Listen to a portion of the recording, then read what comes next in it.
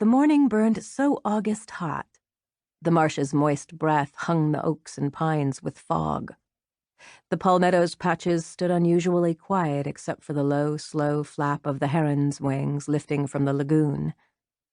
And then Kaya, only 6 at the time, heard the screen door slap. Standing on the stool, she stopped scrubbing grits from the pod and lowered it into the basin of worn-out suds. No sounds now but her own breathing. Who had left the shack? Not Ma. She never let the door slam. But when Kaya ran to the porch, she saw her mother in a long brown skirt, kick pleats nipping at her ankles, as she walked down the sandy lane in high heels.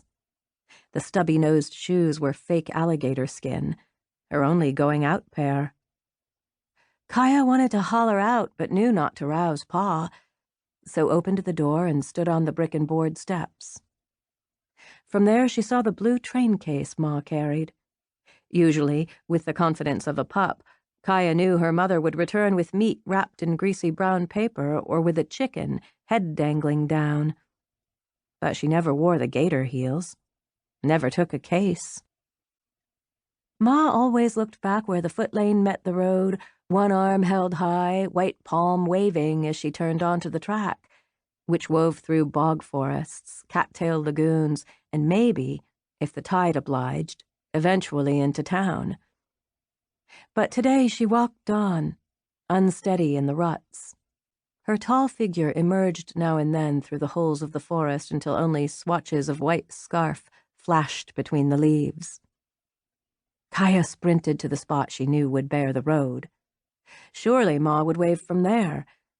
But she arrived only in time to glimpse the blue case, the color so wrong for the woods, as it disappeared.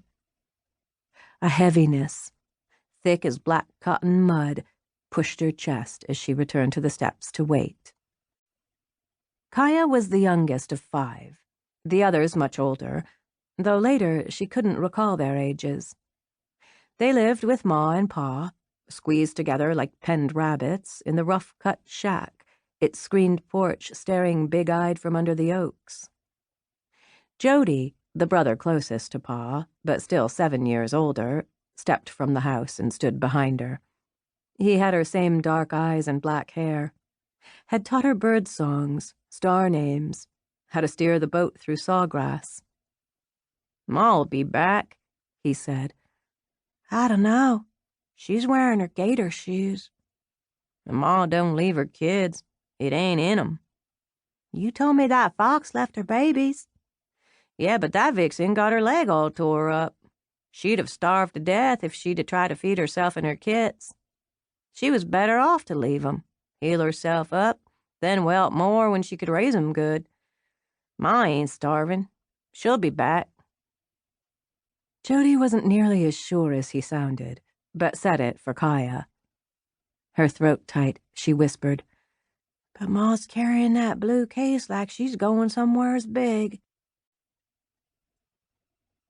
The shack sat back from the palmettos, which sprawled across sand flats to a necklace of green lagoons, and in the distance, all the marsh beyond.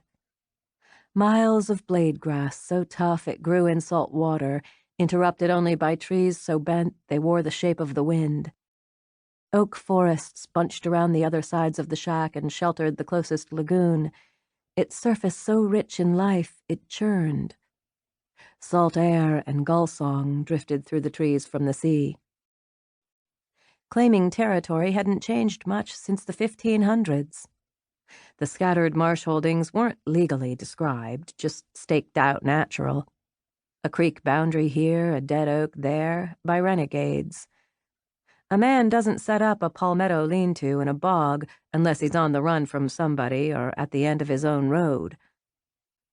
The marsh was guarded by a torn shoreline, labeled by early explorers as the graveyard of the Atlantic, because riptides, furious winds, and shallow shoals wrecked ships like paper hats along what would become the North Carolina coast.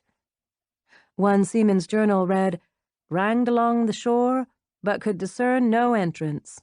A violent storm overtook us, We were forced to get off to sea to secure ourselves and ship, and were driven by the rapidity of a strong current. The land being marshy and swamps, we returned towards our ship. Discouragement of all such as should hereafter come into those parts to settle.